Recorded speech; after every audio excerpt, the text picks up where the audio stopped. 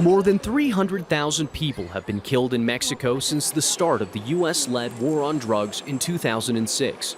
And today, Mexico continues to make headlines as one of the most dangerous countries in Latin America.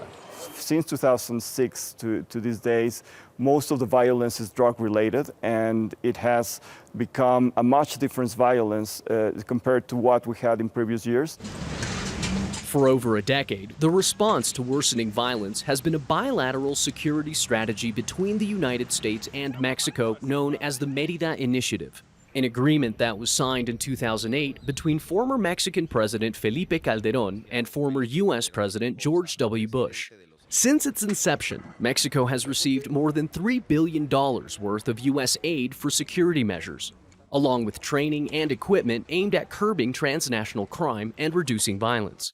There was a big effort to train police officers, which was carried out all over Mexico, municipal, state, and federal police officers. So if you depart from that baseline of training, of developing institutional capacities, there have been a number of baby steps, if you want to say, of some tiny successes that have been changed one after the other. 13 years after the agreement was signed, critics say the strategy has failed. There were 23,290 homicides reported in Mexico in just the first 8 months of this year, according to statistics from the nonprofit group Causa en Común.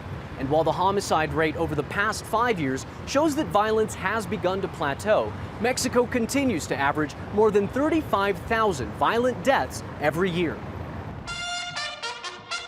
Desperate to reduce violence nationwide, Mexican officials recently declared an end to the Mérida Initiative, adding that Mexico and the U.S. would work toward a new bilateral strategy. Some analysts, however, warn that a new agreement won't be easy to reach. I don't think that they are ready at this point to come to terms. I don't know if the Americans are going to be very strong-headed and very willing to impose some sort of agreement. Unless there is an agreement of minds, there is very little that can be accomplished. And unfortunately, I don't see that, that coming together very likely in 24 hours. While the U.S. has shown a willingness to negotiate on a new bilateral security arrangement, Mexican leaders have said cooperation will only be possible if the U.S. does more to stem the flow of illegal weapons crossing the border into Mexico. Both countries have stated their commitment to curbing violence, admitting that a drastically new approach is necessary. What's uncertain is if willingness alone will be enough to finally turn a corner on the most violent period in Mexico's history. Manuel Rapalo, Al Jazeera, Mexico City.